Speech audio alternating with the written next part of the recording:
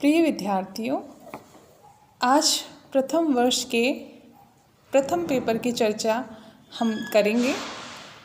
प्राचीन भारत का इतिहास। फर्स्ट ईयर के सभी बच्चों को ये पेपर पढ़ाया जाएगा। इस फर्स्ट पेपर में जो सिलेबस हम पढ़ेंगे, आज उसकी चर्चा हम यहाँ पर करेंगे। सबसे पहले हम देखें तो प्राचीन भारत में प्रारंभिक काल से लेकर 1200 ईस्वी तक का जो समय है, इसे हमारे इतिहासकारों ने इस पेपर में शामिल किया है।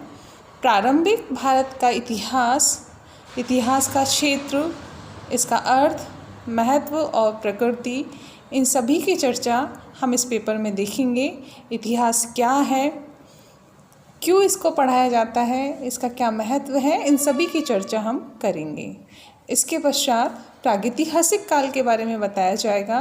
पाषाण काल में किस तरह से आदिमानव ने अपने जीवन की शुरुआत की, सामाजिक, आर्थिक, राजनीतिक, धार्मिक, इन सभी जीवन की शुरुआत किस तरह से प्राचीन काल में हुई, इन सभी पर चर्चा यहाँ पे की जाएगी।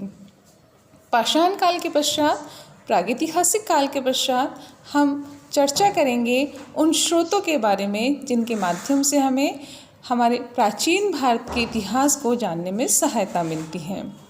पुरातात्विक स्रोत, साहित्यिक स्रोत और विदेशी यात्रियों के वर्णन, इन सभी के बारे में विस्तार से आप लोगों को बताया जाएगा।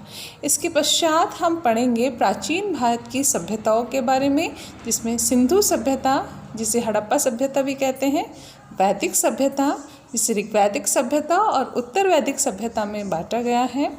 इसके पश्चात हम देखेंगे कि किस तरह से महाजनपद काल में हमारे राजनीतिक जीवन की शुरुआत हुई। 6ठी सदी ईसा पूर्व में धार्मिक क्रांति के माध्यम से हिंदू धर्म के पश्चात जैन धर्म और बौद्ध धर्म का अवतरण हुआ।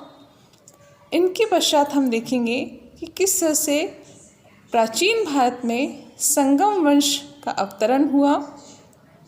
प्राचीन भारत के इस दक्षिण भारतीय इतिहास के साथ ही हम पढ़ेंगे प्राचीन भारत के प्रारंभिक राजवंशों को, जिसमें मौर्य वंश, गुप्त वंश, मौर्योत्तर काल का जो समय है, गुप्तोत्तर काल का जो समय है, इन सभी पर हम विस्तार से चर्चा देखेंगे।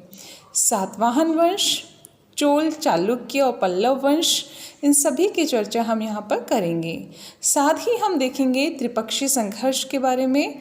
प्राचीन भारत में किस तरह से राष्ट्रकूटों में और पालों में और गुर्जर प्रतिहारों के मध्य लगभग 200 वर्षों तक जो संघर्ष चला, इस त्रिपक्षीय संघर्ष के बारे में आप लोगों को पढ़ाया जाएगा।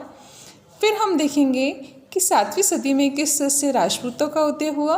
तो 7वीं सदी से 12वीं सदी तक का जो समय है, उसकी चर्चा हम यहाँ पर करेंगे। हर्षवर्धन का समय हम देखेंगे, किस तरह से 6ठी सदी ईस्वी में हर्षवर्धन ने वर्धन वंश की स्थापना की। और इसके पश्चात जब भारत में मुस्लिम आक्रांताओं का आगमन शुरू हुआ, अरबों का, तुर्कियों का, उससे किस तरह से राजपूतों ने उनका प्रतिरोध किया, इन सभी की चर्चा यहाँ पर इस पेपर में की जाएगी।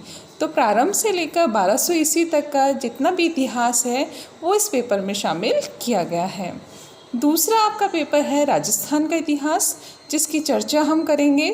दूसरे पेपर में राजस्थान के इतिहास को हमने 3 भागों में बांटा: प्राचीन राजस्थान का इतिहास, मध्यकालीन राजस्थान का इतिहास और आधुनिक राजस्थान का इतिहास।